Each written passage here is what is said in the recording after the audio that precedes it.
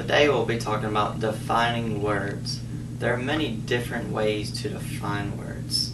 There are etymology, the historical background, classification and differentiation, the details, negation of a word, the function of a word, synonyms and antonyms, audible definition, visual definition, many different types of definitions that people can use to define words. Today I chose a word that a lot of people probably don't know or they've heard of but aren't sure exactly what it means. That word is Christian. I'm going to be defining this word in four different ways.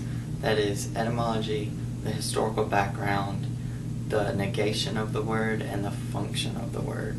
So to get into the etymology, where the word kind of first came from or how it came into existence is from the Greek word, that right there, Christianos.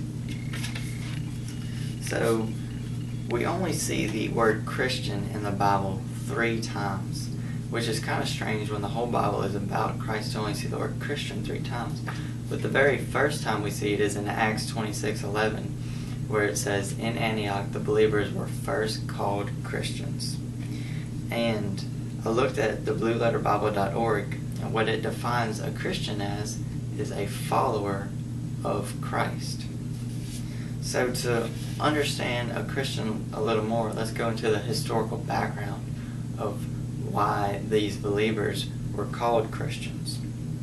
So I looked in the Baker Illustrated Bible Commentary, and it focused on that passage, that Acts 26:11, where it said believers were first called Christians in Antioch. And it was saying called is a passive verb, which meant it was probably in a negative way that they were being called Christians. It's not because they wanted to, it was because someone else was calling them this.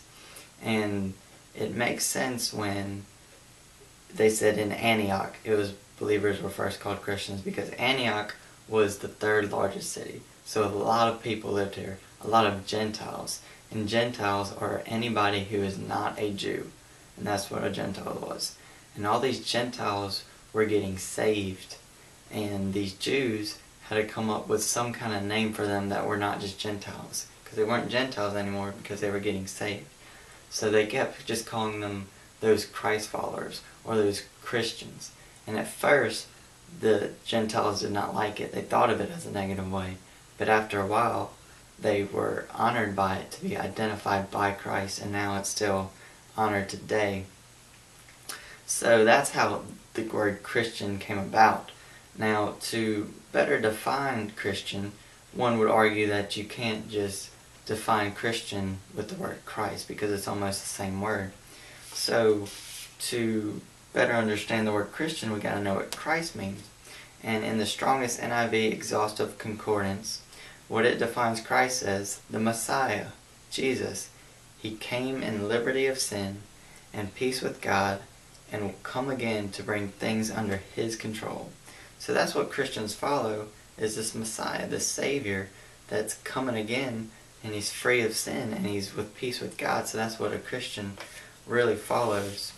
So then we get into the negation, what a Christian is not. And a Christian is not someone who simply believes in God, or someone who just knows there is a God. Because it says in James 2:19 that even the demons believe in God. And I think I can say without anyone arguing with me that demons are definitely not Christians. So if demons can believe in God and not be Christians, then a Christian is someone who cannot simply just believe in God. An analogy that goes with that is someone who says he believes this chair will hold him up.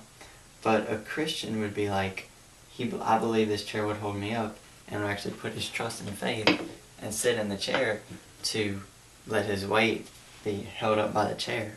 So to actually put his faith in that better defines a Christian. So that's what a Christian is not, someone who simply believes. Now let's go into what a Christian does, the function or purpose of a Christian. And I looked in the Matthew Henry's commentary, and what it said is a Christian is a strong and it has a strong and lasting obligation to follow the example of Christ. And what that goes into detail more is a person who reads the Bible and see what Christ did in his life so that he can reflect that and do that in his own life. When Christ spread the gospel in his life, we should spread the gospel in our lives too, or to glorify God, because that's what Christ did. So we've gone over the etymology of Christ, kind of what the word meant, the historical background, where the word came from, and how it came into existence, the negation of the word, what the word is not, so we can better understand what the word is, and then the function of the word, what the word actually means. So hopefully after this you can understand a little bit more about Christian, and maybe when someone says it, you'll have a better understanding of what it actually means.